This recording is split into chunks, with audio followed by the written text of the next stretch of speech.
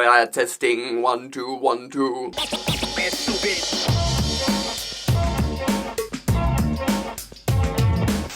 Yo people, what's happening? Welcome back to Football Therapy with me, your host, Jan. I hope you're doing well, mate. Really do hope that. Welcome back to Chelsea news. Ooh! The mysterious Chelsea ownership. Todd, Boehly, Clearlake Capital. What are they doing? What's their plan? Who owns what? We're going to find out today. Matt Law of The Telegraph has written a really interesting article, actually, giving us insight about how things are structured and what's going on. And who owns what of Chelsea Football Club? Of course, we know the mainstream media call Chelsea Todd Boehly's Chelsea. But we Chelsea fans know, or the more informed know, Boehly owns a little bit over 10% of Chelsea. Very much a minority shareholder in the London club. As we know, Todd Boehly is chairman of Chelsea, but he could step down and switch out for someone else in the hierarchy, which is going to be very, very interesting learning about that in today's video. If you want to read Matt's article, I'll link it down in the description. Also, if you want to support the content here on Football Therapy, I'll thank you for doing so. You can do so simply by liking and subscribing, commenting and sharing, all those lovely, wonderful things that support us content creators. So thank you for that. And with that being said, let's hop into the article and start reading what Matt Law has written. Telegraph exclusive. A written agreement between Todd Boehly and Clearlake Capital allows the club's chairmanship to be shared between them. Chelsea's owners can pass the chairmanship of the club between them every 5 years as part of an extraordinary written agreement. Telegraph Sport can reveal some of the previously unknown details of Chelsea's Todd Boehly and Clearlake Capital ownership, which includes the option for the club's chairmanship to be shared between them. Boehly has been chairman since the current owners bought the club in 2022, which means Clearlake Capital, who are owned by Behdad Eghbali and Jose Feliciano, will have the opportunity to nominate their own representative in 2027. The agreement is an option rather than an obligation, and Boehly could remain chairman for another 5 years. Should Clearlake decline the opportunity to take over, were Clearlake to take the chairmanship, then Boehly would be able to reclaim it later in 2032. This is interesting. We're going to talk a little bit more into this in a moment. Of course, Matt Law writes about who owns what in the club and who does what. It is interesting, though, because Boehly's been catching so much of the flack in the mainstream media. I've always maintained, I sort of reckon that's by design. I always joked about when they bought Chelsea, he was the guy at Stamford Bridge, shaking hands, kissing babies like a new president. But the truth is, the money was Clearlake Capital, and that of course is represented in Behdad Eghbali, but also the more silent Jose Feliciano.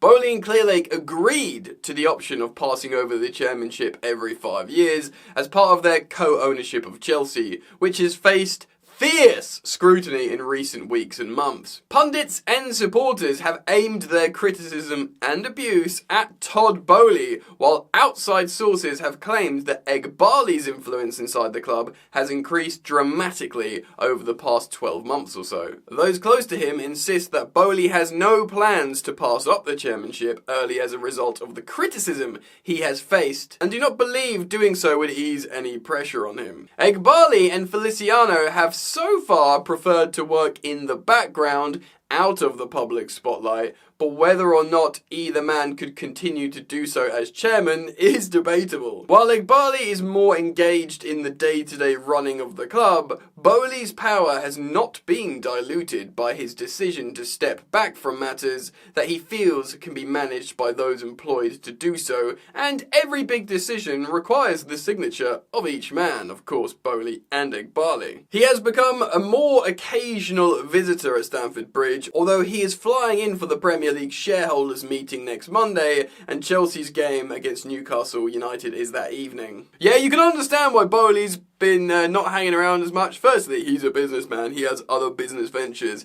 but also, Chelsea aren't doing very well, the mood isn't good, and let's be real, it's not like they're delivering scintillating performances on the pitch that you've just gotta be there every week. So yeah, I get it. And that, of course, is down to him as well, so. Chelsea have never officially confirmed the breakdown of shares in the club since the takeover, but Telegraph Sport has obtained the details of how the money and power is split. Oh baby, this is what I want. Clearlake Capital, of course, the private equity fund managed by Boehly and Feliciano, owns 61.5% of the shares and the voting rights in the UK-based company behind Chelsea, 22 Holdco. The remaining 38.5% is split equally between Todd Boehly, Hans-Jörg Wyss, and Mark Walter, meaning each man owns a stake of just under 13%.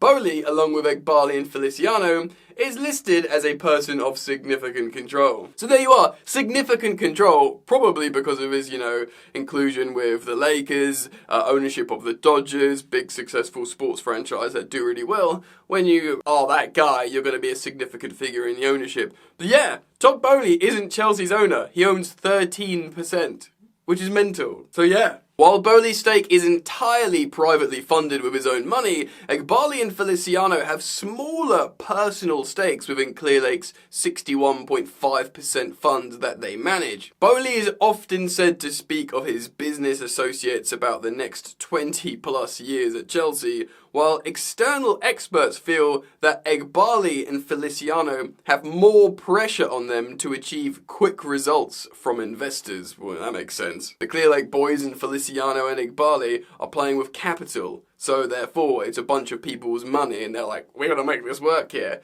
Whereas Todd Boehly and the other gang who have put their own money in, they're like, right, let's play the long game here, we can make this work, we haven't got pressure on ourselves. That could be made more difficult by the latest set of financial results that confirmed Chelsea made a pre-tax loss of 90.1 million in the 12-month period leading up to June the 30th, 2023. Boehly and Boehly exert their control in different ways. There is also optimism within Stamford Bridge that the club will not face a heavy penalty for self-reporting the alleged financial irregularities, of course inherited from Roman Abramovich's ownership to the Premier League, although there has been no official communication. Boehly and Chelsea strongly deny rumours that he divested any shares last summer, insisting his stake and control has never changed, with the club and sources close to Boehly and Boehly also denying talk of a cooling in their relationship. But the different ways in which they choose to exert their control at the club has been evident in recent weeks. While Boehly was fist-bumping well-wishers in Bahrain last weekend's Grand Prix, Boehly was at Brentford and must have been relieved not to hear his own name chanted disparagingly by the fans like those of Boehly and head coach Pochettino. It was Pochettino who revealed that Boehly sent him a, quote, nice message after the Carabao Cup final defeat to Liverpool, while Boehly met with the Argentine to digest events at Wembley later the same evening. Yeah, and if we are to believe certain reports, Boehly is the main advocate of Mauricio Pochettino. That's like his guy, who he champions, so it makes sense that he'd go and have a meeting with him in a sort of debrief, if that makes sense. Having been spared a name check in Gary Neville's Carabao Cup bottle jobs outburst, Boehly and Feliciano did not feature in a fantasy football league sketch featuring comedian Matt Lucas that poked fun at Todd Boehly. Yeah, they've done really well to be in the shadow here, haven't they? Friends of Todd Boehly say that he is thick skin and is more worried about Chelsea's disappointing performance since the takeover than he is about his own reputation. That's nice, I guess. Boehly and Clearlake feel they have to rebuild the club almost from scratch and were braced for tough times, pointing to the criticism that both Arsenal and Liverpool's owners faced in the early days of their tenures. But only a glutton for punishment would want to take on the chairmanship in 3 years' time if things do not improve on the pitch. Wow, pretty interesting indeed, ladies and gentlemen. A chairmanship that can be switched around between Todd Boehly, Boehly, and Jose Feliciano. That would be really interesting. Of course, people say Todd Boehly's Chelsea, it's Boehly's Chelsea. People who know go, well, it's Clearlake's Chelsea, and therefore it's Boehly's Chelsea. You see that guy sitting up there, always sitting next to Todd Boehly? That's Boehly. It's him. He's the guy. He's the new Roman Abramovich. But it's a co-representation with Clearlake Capital. It's him and it's Jose Feliciano. Now, what do we know about Jose Feliciano? Not much in terms of what he's doing with the club, and maybe he's a little bit more withdrawn. Maybe he's not one of these people with particular sporting interest. Maybe. I don't know. I mean, we do know Boehly's a big football fan, so is that enough? I mean, it was enough for Roman Abramovich, wasn't it? Like, he didn't have any, experience in terms of running a club, but he was, I love football. And to be honest, apparently, Abramovich knew loads about football. Anyway, that's the past, let's come back to the present. It's interesting to hear Boehly's thick-skinned and doesn't really care about his reputation, just wants this to work. I mean, it's his project. Let's be real, he's a guy who bought Chelsea to try and make it work. I don't think when Rain Group were interviewing and scrutinising all potential future owners of Chelsea, they were going, right, who are these guys going to asset strip Chelsea and bring them down to the ground? One of the things with Rain Group is it wasn't the highest bidder wins. They could have maybe just taken money off Saudi Media Group then in that case. It was a case of Chelsea holistically. Who can do the best for Chelsea? Who's got the knowledge of sport? Who's got the experience of business? Who is going to invest in this, that and the other? Do you know what I mean? And also invest in the team. Well, they've definitely invested in the team, maybe at times to their detriment. So obviously they care. They don't come in to destroy Chelsea. You know, they just haven't. It's just not worked out. And seemingly they knew, right, this is going to get worse before it gets better. But it's a lot worse, and it doesn't seem to be getting better. It's poor. It's definitely poor, and right now it's absolutely unacceptable. You can't constantly finish mid-table. So interesting, it blows my mind that Hans-Jörg Wyss owns the same equity, and indeed Mark Walter as well, both have the same equity as Todd Boehly. That's big news to me. Todd Boehly doesn't own any more of Chelsea than Hans-Jörg Wyss, that tiny little old man that's been to Stamford Bridge once that doesn't even like football. Yeah, that guy. He owns as much as Chelsea as the big Todd Boehly. You know, as in Boehly's Blue Bottlers, that guy. Wild, really. I mean, it would...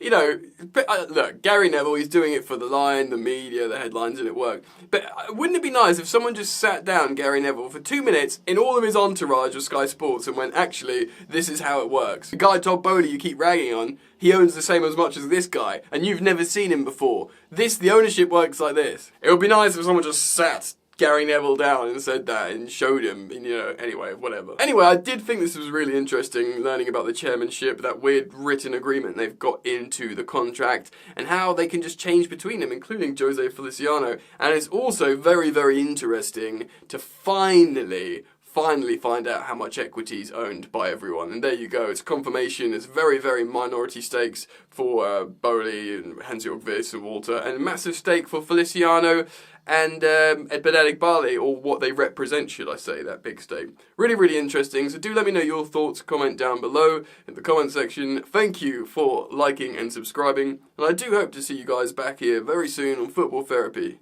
Peace.